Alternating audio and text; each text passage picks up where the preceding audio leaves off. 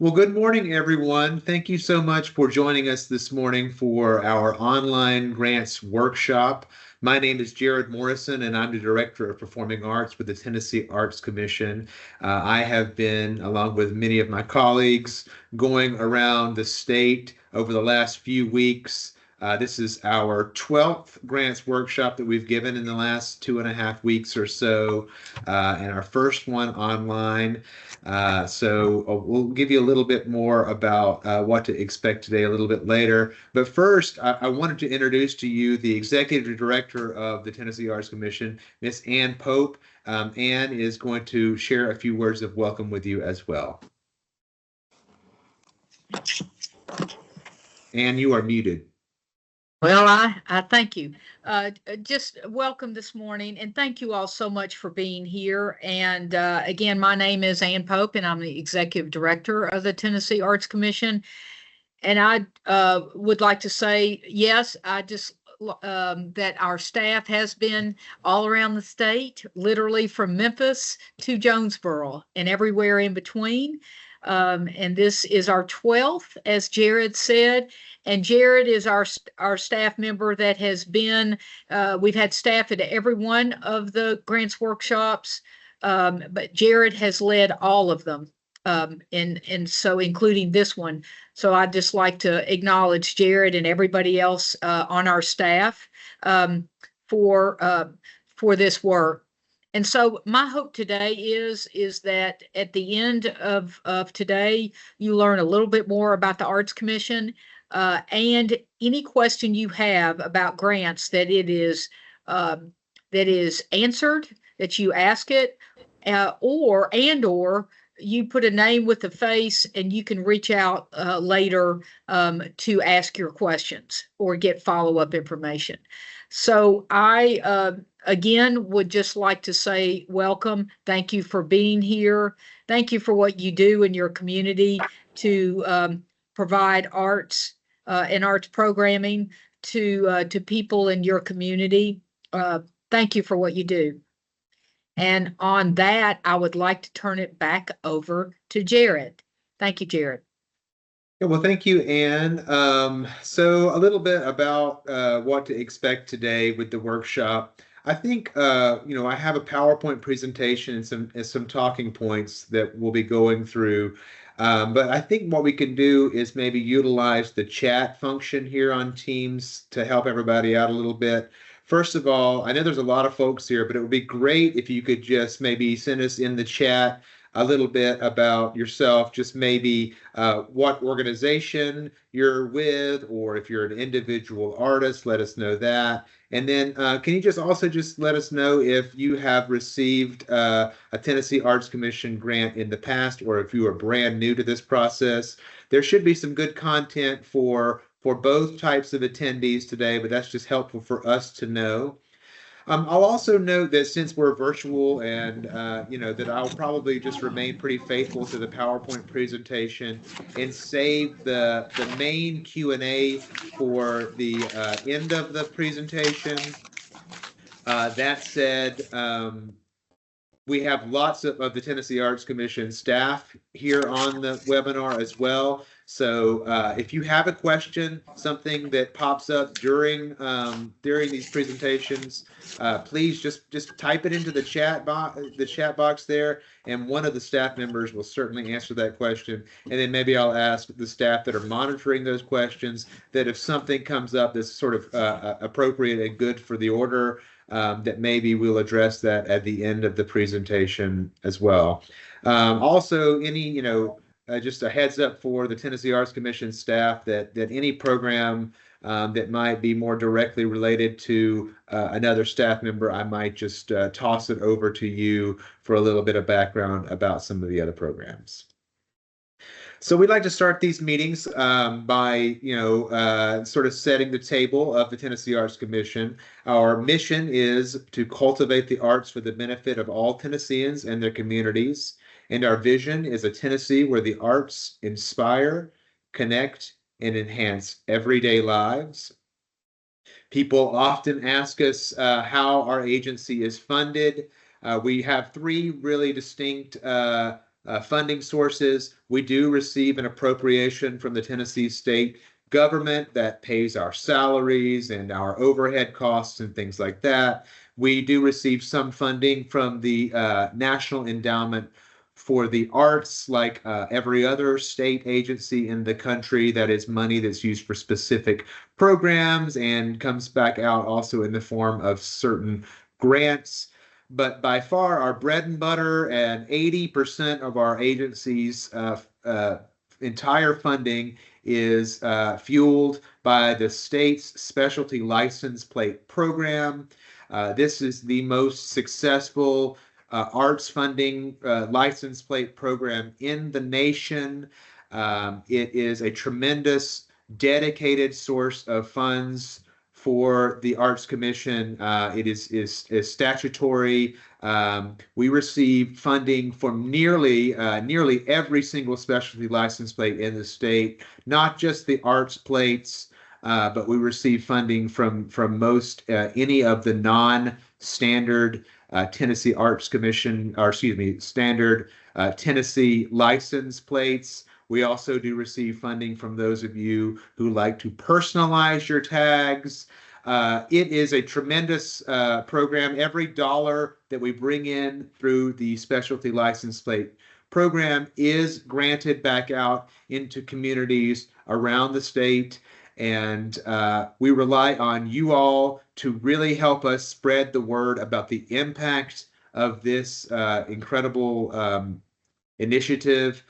And so there are so we have materials that we would love to get to you. So if you're interested in getting one of these tabletop displays or some inserts that you can use to hand out at certain events, please let us know. You can let us know in the chat.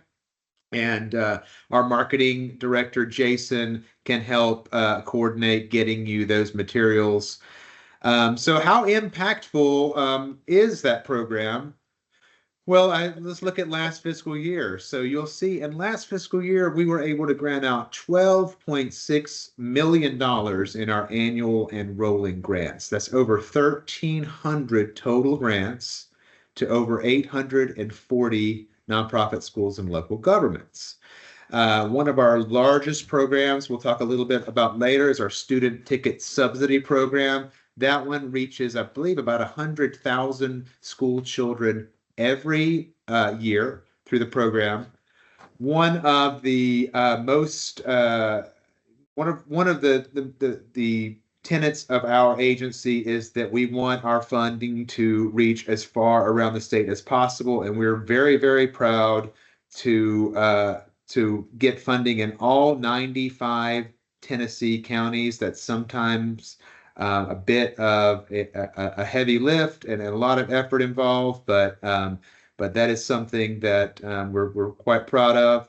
As you see, we're impacting millions of adults and children around the state, and we are currently finishing up the final year of the $80 million American Rescue Plan Act recovery fund grants that we arranged for organizations that were impacted by the COVID-19 pandemic.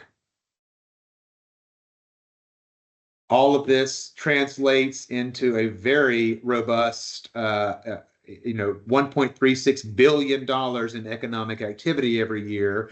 Supports, as you see, 23,465 full-time equivalent jobs around the state, a major boost for these local communities.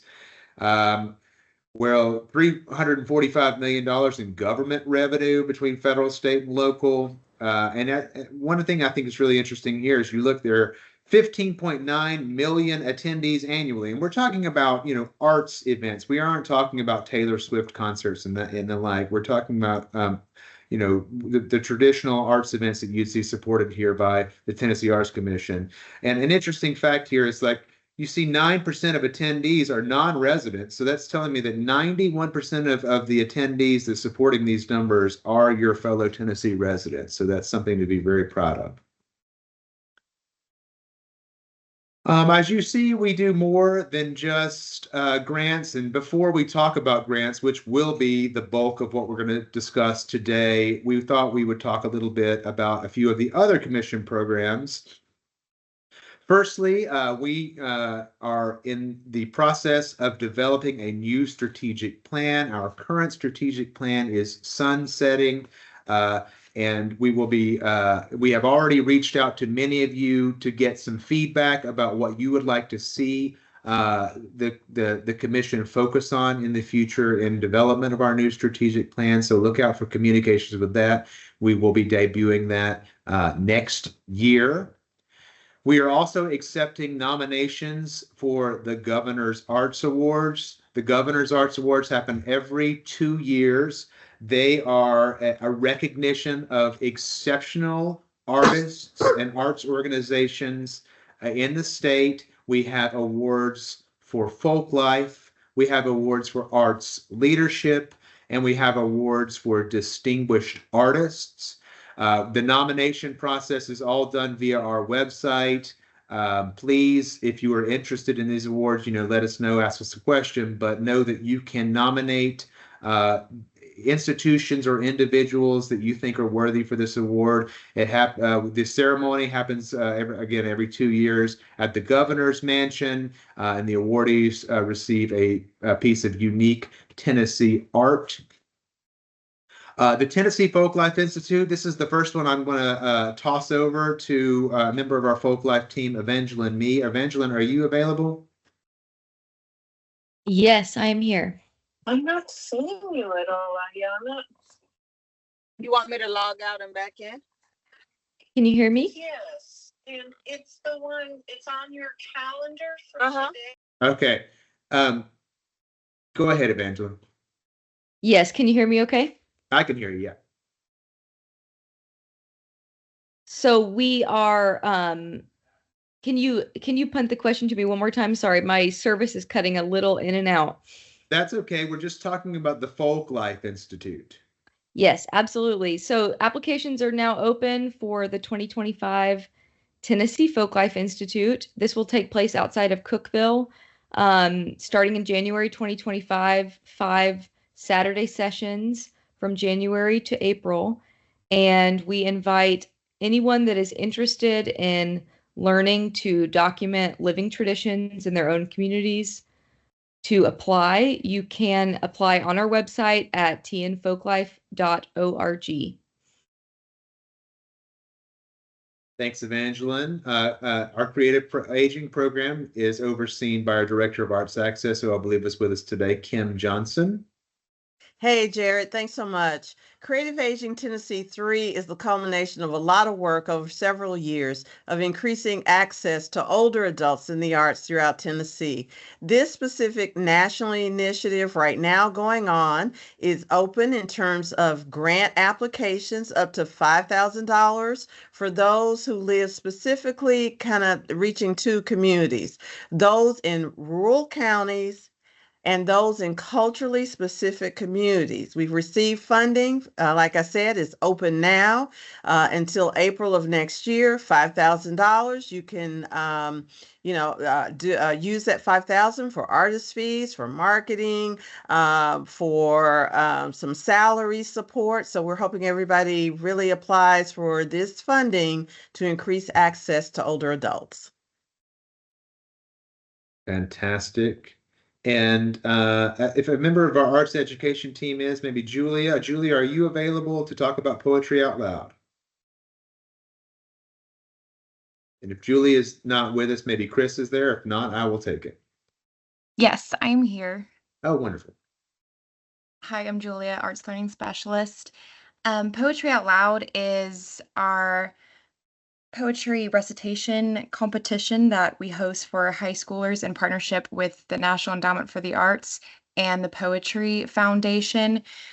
Competitions are held at the school level, and these can be hosted by public schools, private schools, and homeschools in many different formats, both in the classroom and across the school. And then the top student from each of those competitions is invited to our state finals in Nashville, and that will be in March. And more details can be found on our website about registering for the competition and receiving free materials. Thank you so much, Julia. All right, so now we're going to sort of dig into our grants, and we're going to start here by, defining who is eligible to apply for our funds. As you can see on your screen there, our funds are available to 501c3 nonprofit organizations, entities of local government like cities or towns, public libraries, those kinds of things. We do have programs for public K through 12 schools, notably our student ticket subsidies program. And Julia, I might call on you again in a little while to tell us a little bit more about STS, just a heads up. And then we have a few opportunities for individuals, notably our Individual Artist Fellowship program, which we'll be highlighting.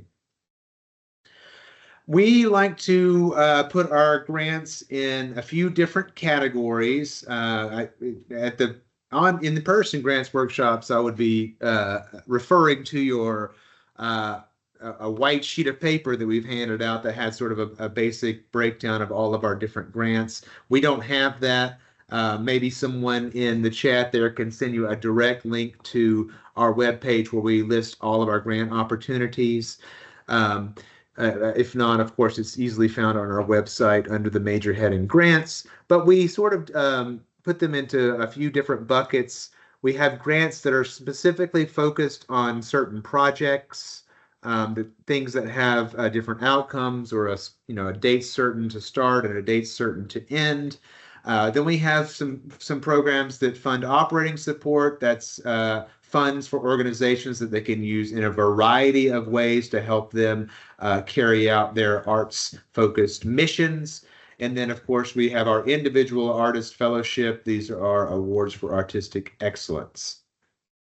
So let's talk a little bit about some of our project-based grants. Now, these grants are, defined by project goals and measurable outcomes.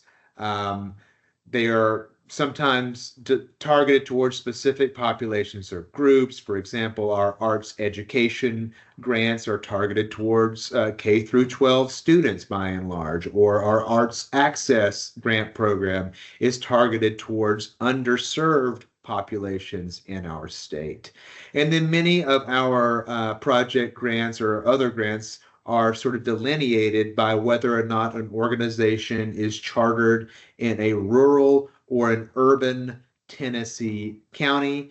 As you see, some of the more popular or more used grants for this category are the Arts Project Support and Rural Arts Project Support. Again, all of our arts education grants, the Arts Access Grant I just mentioned, and for example, our Rural Arts Facilities Funds, which is specifically for facilities that in rural communities that need some type of support and help to convert them into spaces appropriate to deliver arts and cultural activities to those communities. So just a few generic examples you can read there of some things that these project grants can be used for.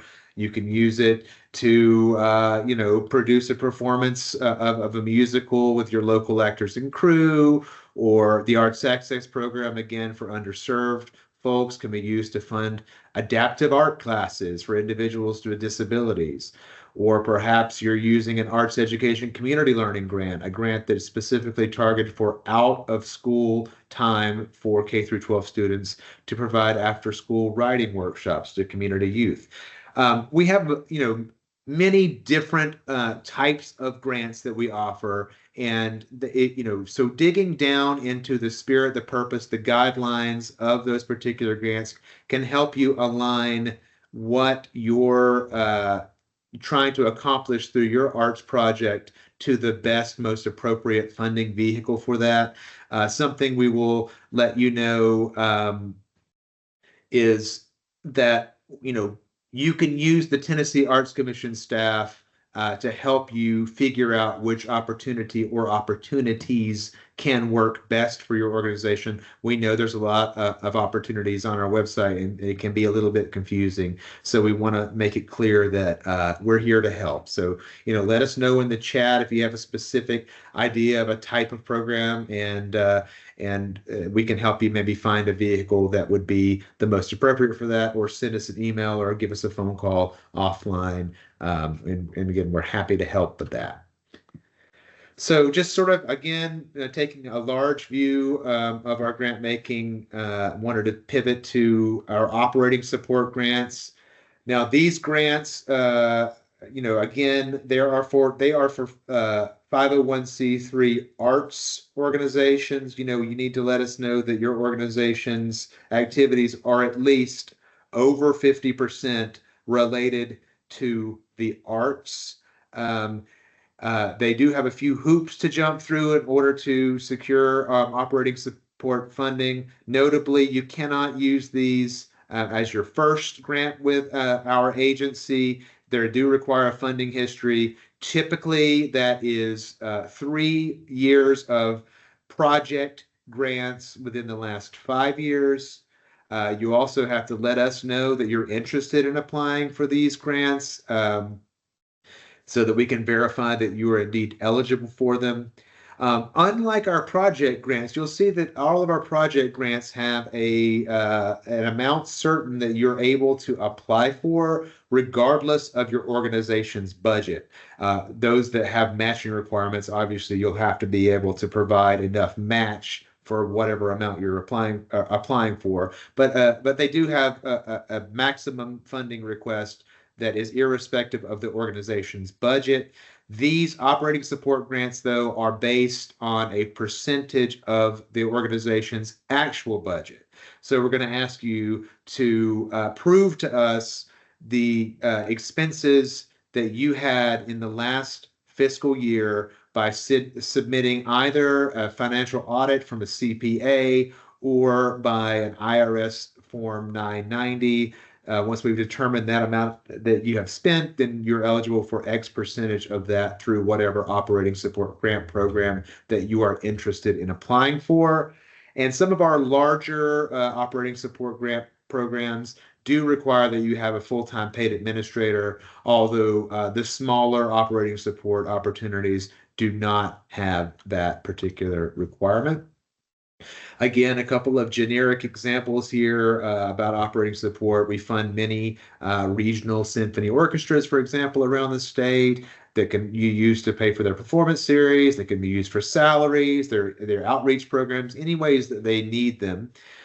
We also, have smaller, as I mentioned, smaller operating support grants there that can help organizations with just regular daily activities and to help sort of move them up with more administrative and artistic capacities.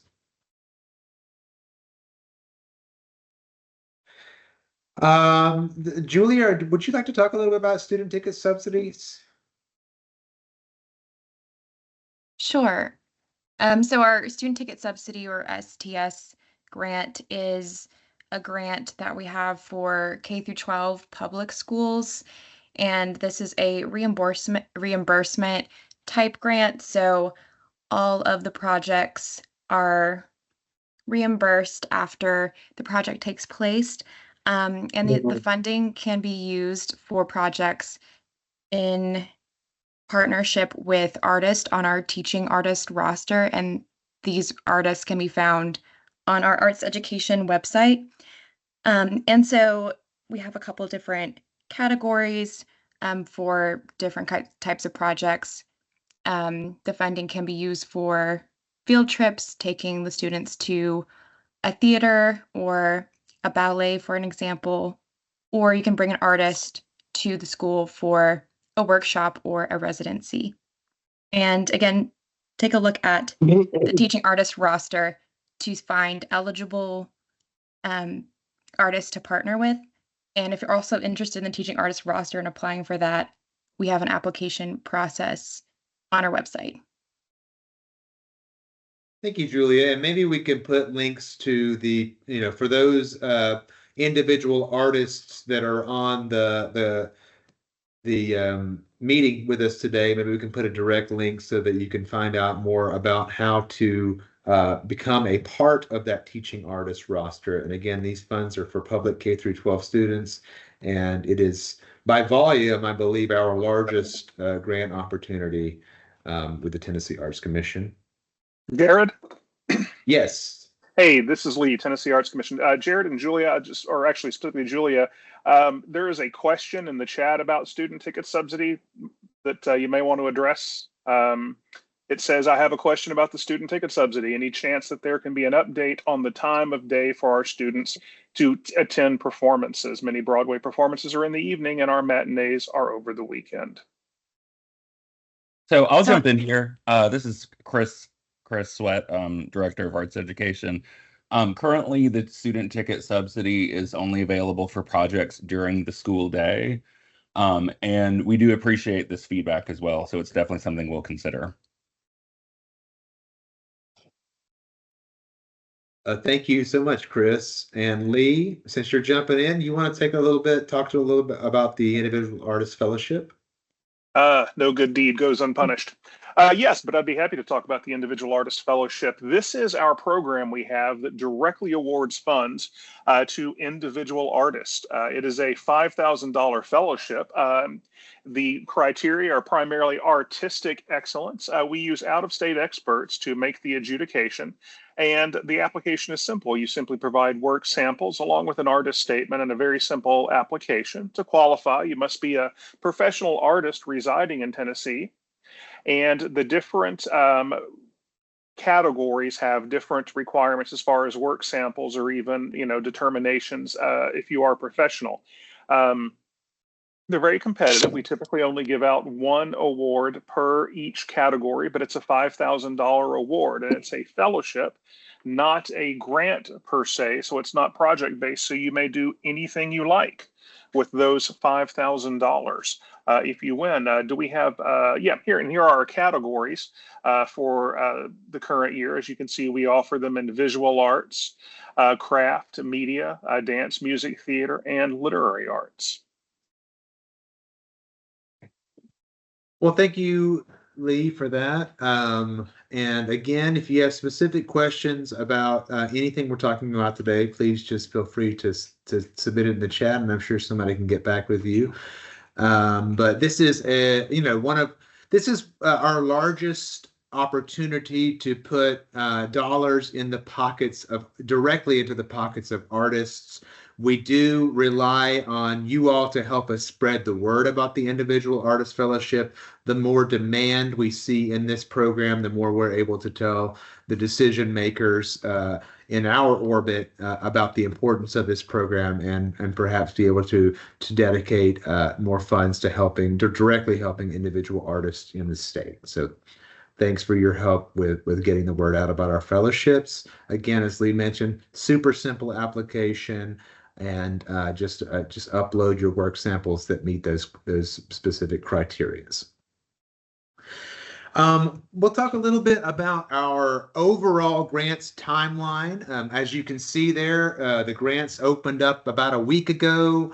And so with the exception of a couple of oddities, almost every one of our annual grants are open now. So you can go in there and actually begin an application for most of those grants.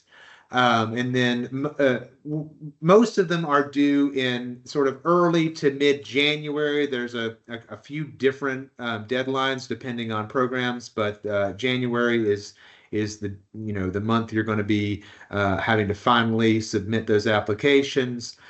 Between those first two dates there on the screen, this is your opportunity to really engage with the Tennessee Arts Commission staff in a few different ways. One way is to ask us, if you're kind of confused as to where your project idea initiative fits within our multitude of different grant opportunities. We can help you figure out where best it might fit. We're able to also, we can go into the grant system when you have a draft application, and we can read that draft and maybe go over it with you to see if there's some things that we think you could do to strengthen it before it goes to the panel process. And then those of you who have had grants with us in the past, we are able to go in and pull out your scores and comments from previous grant applications, and you can sort of take a look at your score sheet and see maybe some areas of that application that you might look for improvement. So we can do that until the January deadline. Once you have submitted your grant application, we're not able to go in there and really help you with it. But after you have submitted it, just very quickly, there is a little bit of back and forth to make sure that you have submitted everything that is required for that grant, so that we're legally allowed to move it forward to the adjudication process. In March and April, we hold those adjudicated panel reviews.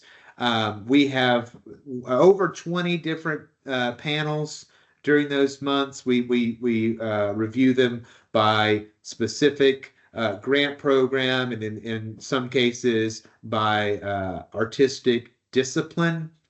During those panels, obviously the panelists are going to read and evaluate and score your applications. Between that and when we are going to let you know what award you might receive in June, we receive notification from the state about how well you all did in helping us promote that specialty license plate program, and how many dollars we're going to have to fund this year. So we receive that information. We make allocations in our various respective grant categories, and then we'll let you know in June. And then July, you can begin the projects and spending the funds for this particular fiscal year. So that's a long way of saying that you're applying for a grant right now, due in January, for things that you won't be able to spend or do until July 1st, 2025.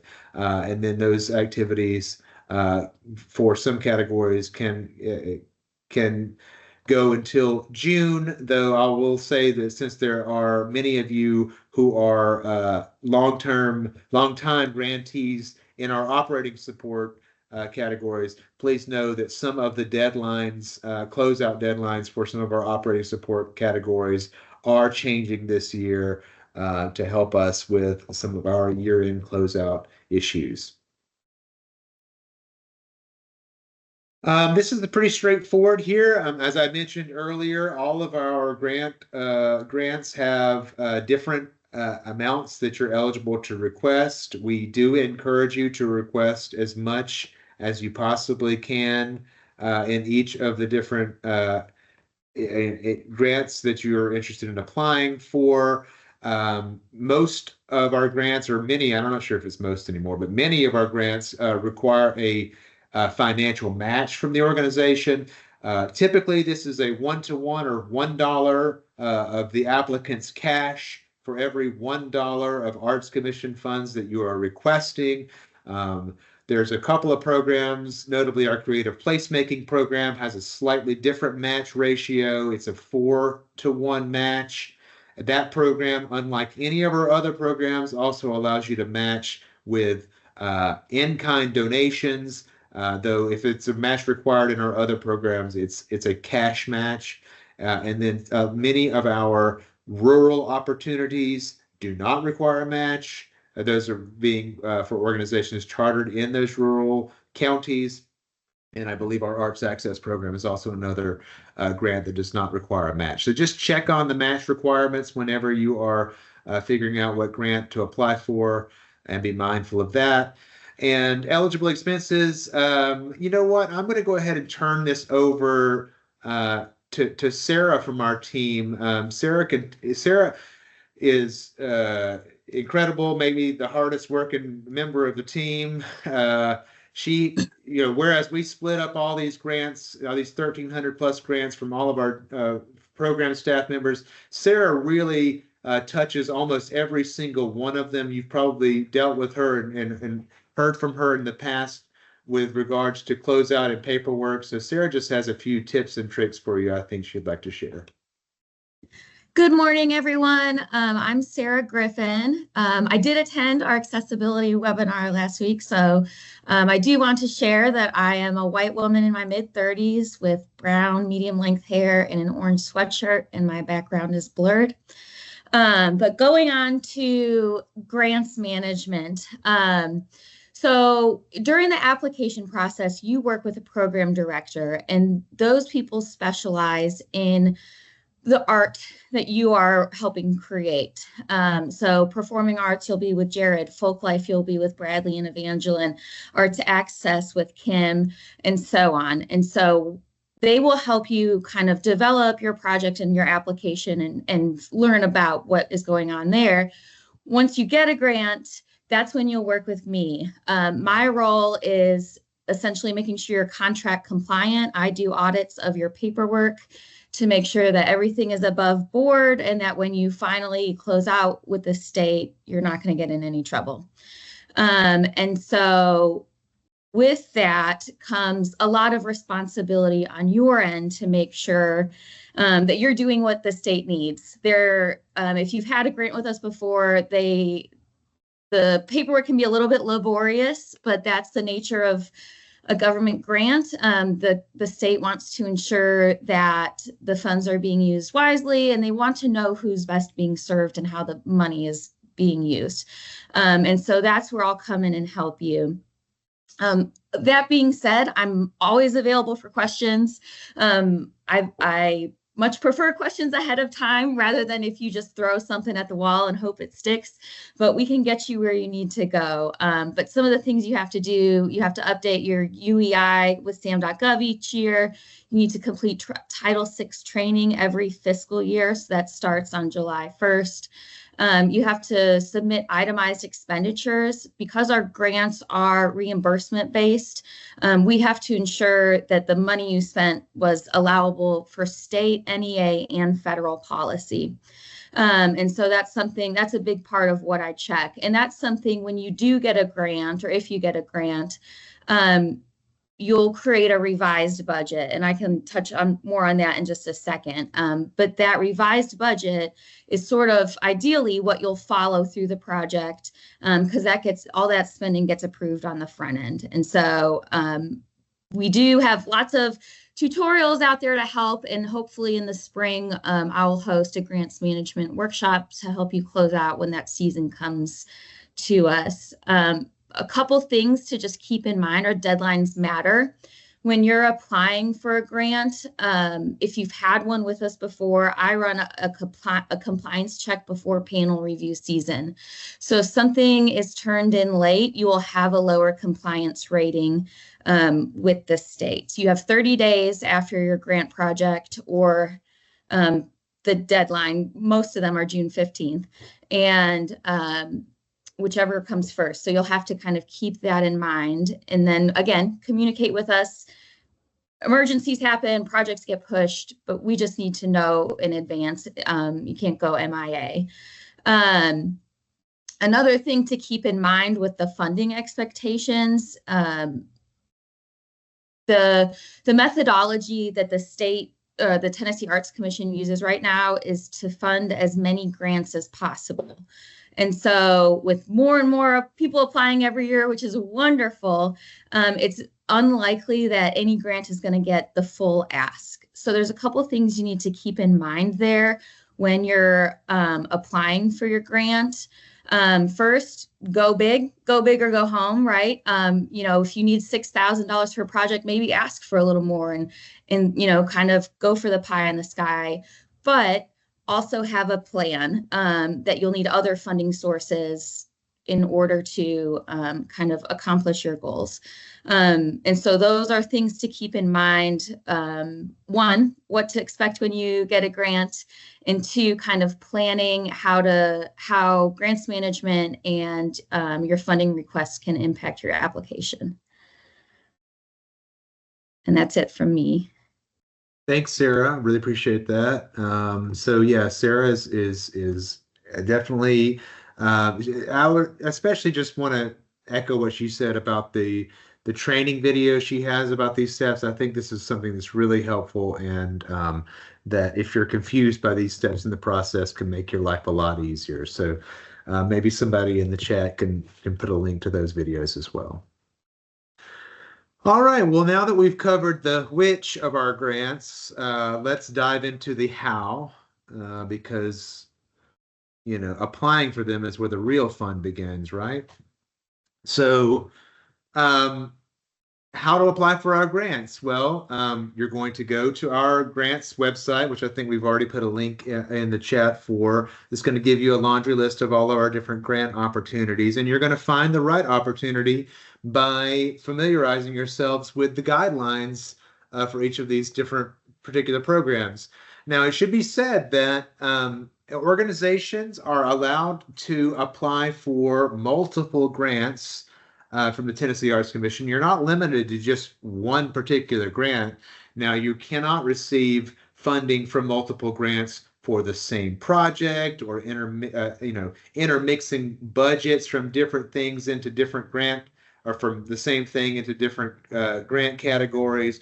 But if you do have separate and distinct projects, for example, a project that's specifically focused on arts access, and then a more general program maybe for our arts project support grants, and then maybe you have specific educational programs that are targeting those K through 12 students in our arts education, well, you can apply for multiple grants. There's a couple of random caveats with what you can apply for, but by and large, if what you're doing fits the spirit, scope, and eligibility requirements of a particular category, then you should be able to apply for more than one. I want to just encourage you. I know it's not fun to read a long set of grant guidelines, but a couple of reasons why you might want to take the time to do that on each of these programs. One is, you're going to be able to find out whether or not you are even eligible, or what you're doing fits within the purpose and the outcomes expected of a certain grant category. We don't really have a system that's going to prevent you necessarily from creating an application in a grant category that you are absolutely not eligible for. So that's going to save you a little bit of headache on the front end, making sure you're not applying for something that you're not able to even access. And another interesting and kind of a pro tip here is that each of these grant guideline pages have the actual evaluation criteria in them that the panelists will be using when they score your grant. And it even has like the weighting of the particular evaluation metric, the number of points on the score sheet that each thing's worth. So it's great to know in advance what your proposal is going to be judged on, so that you can really put your best foot forward when making those applications. Once you have determined which grant you are going to apply for, there's a link on our website that will encourage you to apply now. Again, consult with a member of the staff if you're confused as to which grant might be the best for you. We're grateful to have such a high demand for our grants, and to be able to support organizations around the state. And we've seen an uptick in the number of new applicants, so we know it can be confusing. So again, this is maybe the 15th time I've mentioned this. Please feel free to consult with the staff to help you figure out the best opportunities.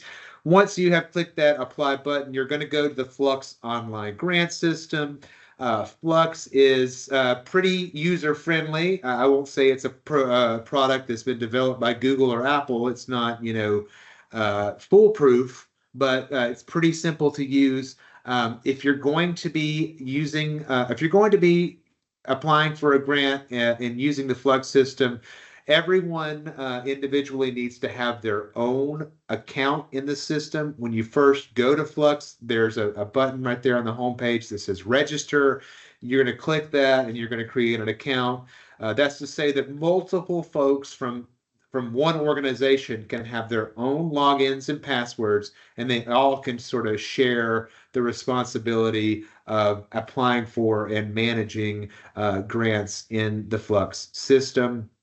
I also like to tell folks that it is a bit of a manual process when you register for a new account in Flux. It's typically done pretty quickly, but the staff does have to go into the system and take your registration information and associate it with the organization that you're representing. So don't register for a new account, an hour before a grant deadline, or you might have some heartache.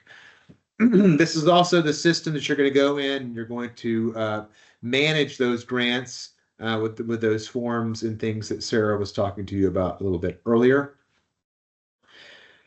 The applications are pretty straightforward. They have a series of narrative questions. These narrative questions are, by and large, who, what, when, where, and how. Okay, so we don't need you to be overlong in what you're writing.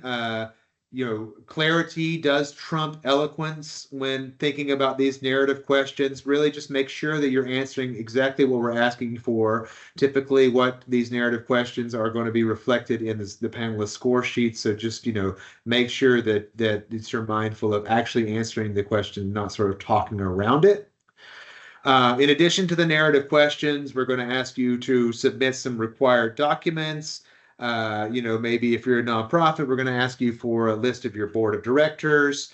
Another sort of harkening back to reading the grant guidelines, anything we're asking you for in these applications are going to be detailed in those grant guidelines. So if we're asking you to submit, for example, a list of your board of directors in the application, the grant guideline is going to tell you the requirements for that list. So where we might ask you to give us the name and the email address and how long they've been on the board and what their term limits are, all this kind of information. If you just go through the application and say, oh, here it is. They say they want a board of directors document, click and upload, and it doesn't have that information in it. Well, we have to send it back to you in January and go back and forth. And it saves everyone a lot of time if you can just look on the front end of what is required specifically. If it's a document that you're unfamiliar with, I bet those grant guidelines will tell you exactly what it is and how to find it. Again, those of you who are new are going to be required to submit some organizational information before we're allowed to make grants to you. So, we might ask you to dig up that letter from the IRS you were sent 25 years ago that says, yes, you are a charity and you are able to receive tax-free donations. So just be mindful of that as well. The applications are also going to ask you about basic information about your budget. We're going to ask you about your last fiscal year's budget in general. We're going to ask you about the current fiscal year's budget, and then we're going to ask you what you're thinking your budget for the fiscal year in which you're asking for these funds are. That one, July 1st, 2025 through June 15, 2026. And then we're going to ask you, of course, to detail the budget for the project or proposal that you're making for us. Not only where you want to spend our money, but also where you want where the other spending is going to occur, and where you're going to be receiving funds towards that project beyond the Tennessee Arts Commission. Okay, so once you have submitted this application, it's going to move forward to the panel process. The panels, they typically consist of 4 to 6 panelists with diverse expertise from across the state. We do want to have as broad a perspective with these panels as possible. Again, we have a lot of panels in March and April with, as you see, several panelists each. So one of the best ways that you can improve your own grant writing is to give back to your arts community here by considering becoming a panelist yourself. becoming a panelist means that you're going to be able to read other folks' grant applications and find out, what sort of rises to the top in terms of making a compelling and good case for grant making. So if you're interested in becoming a panelist, someone please put the link here in the chat for nominations for panelists. You can nominate someone else to be a panelist. Please let them know you're doing so. Don't do that as a prank. But you can also nominate yourself. And I'll just say that most of our panelists are indeed self-nominated. The panel meetings are held virtually via Microsoft Teams, just like we are on today. The applicant attendance is optional but encouraged. You don't have to come to the grant meeting if your grant is being reviewed, but I would say much more often than not, the panelists usually have questions, some clarity they need from your grant proposals, and having someone on the line at these meetings is really, really helpful to have the panelists' questions answered and can help in the overall scoring of your application. Again, this is pretty straightforward. These scores are based on specific criteria. You can find those criteria in those grants guidelines. We do remain faithful to the panelist scores when we are rating and making our allocations for these grants.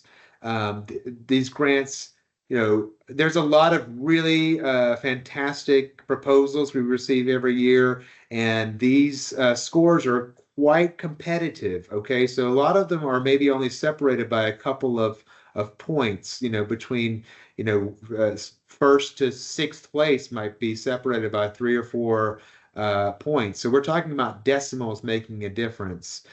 So pay attention to each of those different criteria, and we do remain faithful to the panelist scores, ratings, and rankings when we're making our allocations for each fiscal year. All right, so now we're going to move on to the pro tips of making your grant application stand out. Just some very general information about the most common areas that we do adjudicate these grants on, just so you can maybe think about some things to improve your grants. The first thing here is to assume that we don't know anything about your organization, community, and project, okay? I know a lot of you come in every year for maybe the same type of event, and I see often people writing with the assumption that you know what we're doing, here's what we might be tweaking this year. But again, we have so many different panelists every year. This Tennessee is a very large and diverse state, so assume that we don't know anything and write from that standard. Be very clear about what you're writing. If you want to, if we're asking you a who, what, when question in the grant narrative, answer that exactly. Who we are is blah, blah, blah. What we do is blah, blah, blah. You can use bullet points. Just make it very succinct and accurate. But assume we know nothing. We're going to ask you about the artistic, cultural, and educational value to your community. There's a lot of evaluation metrics that involve community, because we want to know what this proposed activity is going to do in your community. Okay, so we want you to highlight your community's unique needs. Again, assume we do not understand anything about your community and how this project addresses them. Show how the arts will positively impact your community using specific examples and expected outcomes. Okay, so we want to know what your community needs. So the second part here is the responsiveness to your community's interests and needs. So we don't want you just to tell us that, oh, we wanted to do this, and now let's figure out how the community is going to benefit from this. We want you to show how you engage with your community at the project's inception, okay? So we want to see engagement with different stakeholders and how that led to exactly what you're going to do and why. We also want to know how this feedback shaped your project to address and identify your community needs directly. We're going to evaluate you on how this advanced your organization's own mission. So how does this project align with your own mission and your own goals? Okay, why is this meaningful to your organization? How does this relate to your strategic plan, your strategic objectives, your core values? Why is this something that your organization is putting on specifically? Not all of you pay directly your artists. We use, we know that a lot of organizations have volunteer artist services, and that's totally fine. But there is evaluation metrics here that we're going to be using to show how your organization does show support for these artists. So if they are compensated, clearly explain how you came up with that compensation rate in those contracts. If you're using volunteers, describe why it's appropriate for you to be using these volunteers and not compensating the artist, and other ways that they might be benefiting. Maybe there's professional development opportunities, things like that. Maybe they are students getting educational experience. Anything like that can help us understand the value and support you have for any artists being used for your project or activity. Arts advocacy is sometimes a bit of a head scratcher for organizations applying for our funds. I like to mention this as well for those new organizations to let them know in advance that you will be adjudicated partially based on your arts advocacy information. And so if you haven't, if that's something that's sort of been a blind spot for your organization, please be mindful of that and maybe go ahead and get started on some arts advocacy efforts today so that you'll have some things to write about by that January deadline. But advocacy is essentially showing your project or the arts in general impact to the state of Tennessee and to increase visibility and support of public funds for these activities.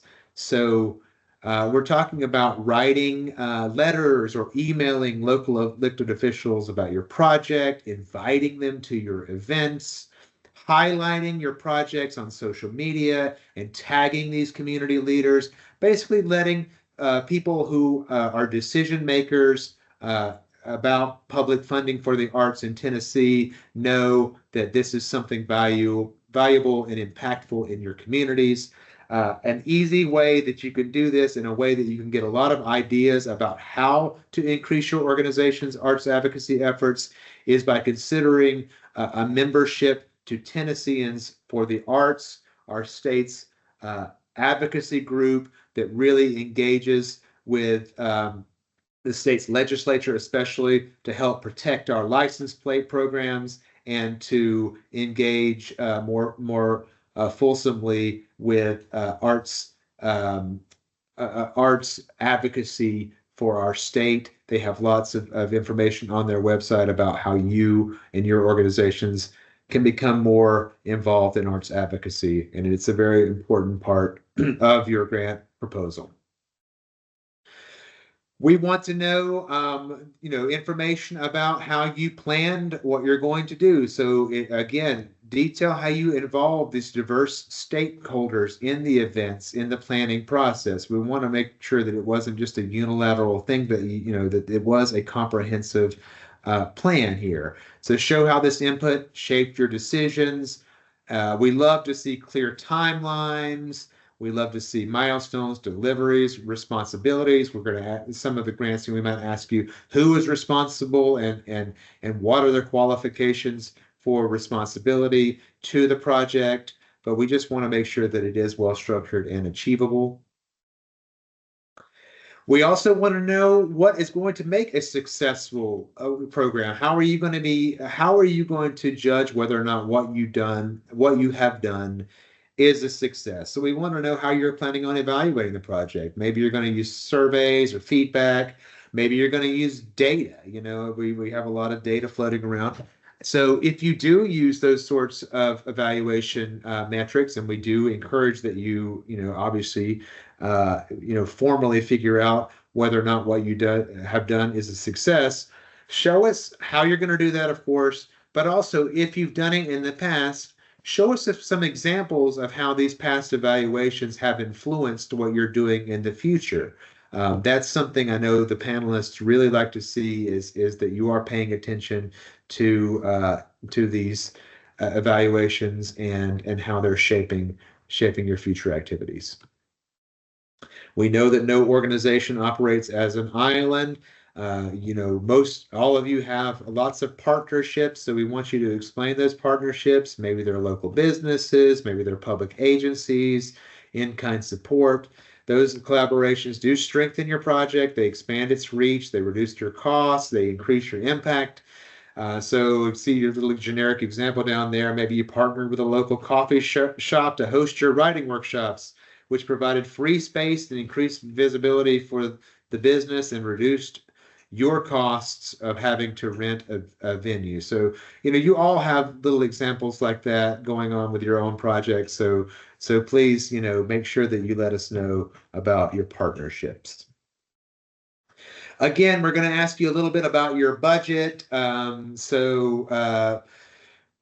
to see that you have some broad financial support. So we want to, if we want you to present a balanced budget so that you understand a clear understanding of your particular project's financial needs. But we also understand that sometimes your budgets have had issues. So if you ran a deficit last fiscal year, for example, there is adequate space in the application for you to specifically address that. We understand the arts ecosystem in Tennessee, especially post-COVID. So sometimes budgets are a little funny, but as long as you are really clear and accurate in how you're explaining things, it'll go a long way for the panelists in evaluating your organization's overall financial stability. And then the very last thing I'll say, and I'll note that I'm 1 minute over, I'm sorry, but is just to ensure that you have a well-planned, complete, and accurate application. Please just make sure you proofread. Again, these applications are very who, what, when, where, how oriented. Make sure you've answered all the questions. Clarity does trump eloquence, as I mentioned earlier.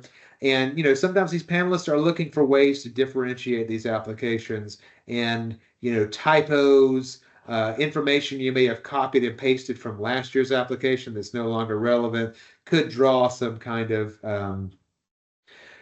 unwanted attention from panelists that might impact your score. So just make sure that you're minding your P's and your Q's, and that everything is well planned. So with that is the end of my Dog and Pony show. So I know we've been answering questions here in the chat in real time, but I'll turn it over to those program directors that might have been monitoring the chat for anything that they think might be useful for the group at large.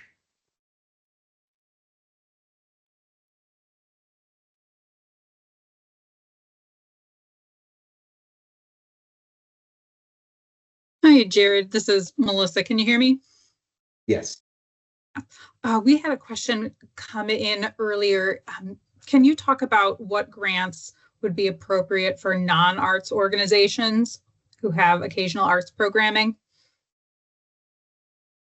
Sure. So we have several opportunities that are appropriate for non-arts, non-profit organization. Obviously, like entities of governments, for example, are technically non-arts organizations. So if you're carrying out a distinct arts project, you are likely to be eligible for, say, an arts project support grant. If you're a rural county, that's a rural arts project support grant.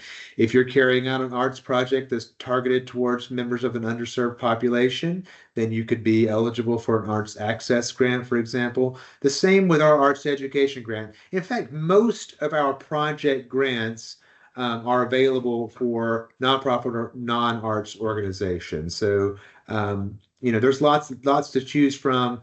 The things that you're not eligible to receive are those operating support grants. Those operating support grants are indeed for arts-focused nonprofits. Thanks, Jared.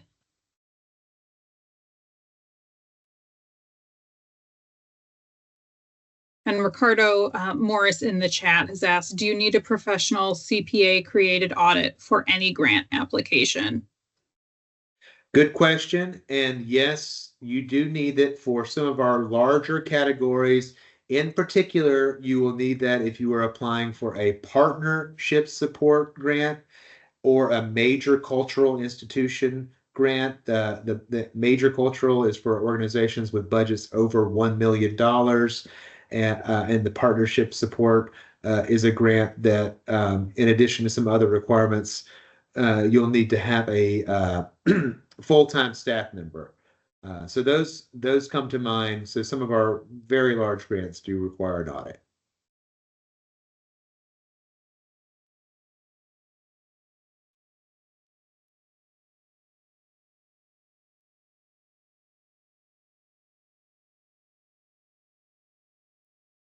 Hi, Jared. This is Lee. I see that Courtney has a question that I'm not quite, and somebody is actually answering it. So we are good to go. Fantastic. And I don't know, I have not been watching the chat, but you know, if someone could maybe put a link to the contact us page there, that way, if anybody has a question, you know, once we've signed off, they can email us directly. I'm mindful that this presentation is going to be available on demand, so you know, we don't have to necessarily answer everybody's question right away if they prefer to wait. So.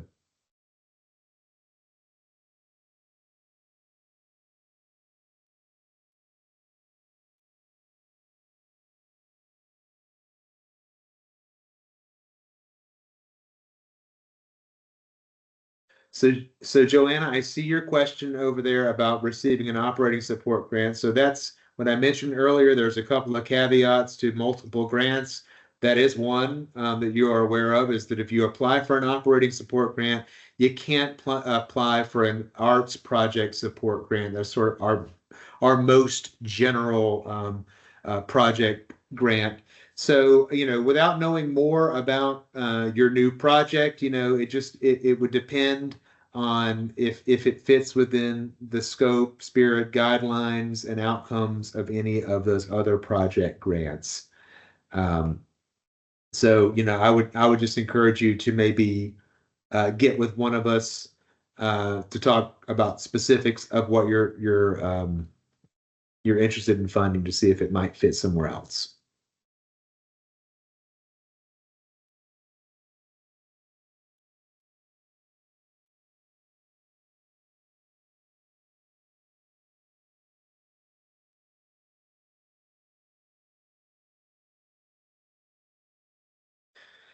Okay, well, it seems like most of you all had your questions answered in real time, which is fantastic.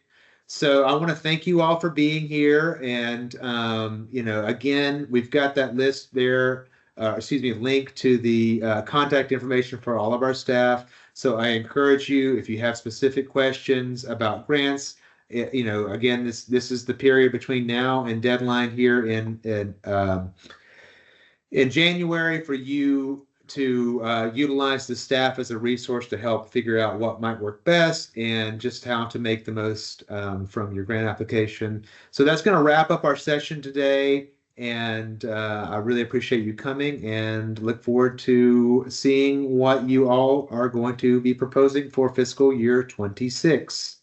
So thank you so much.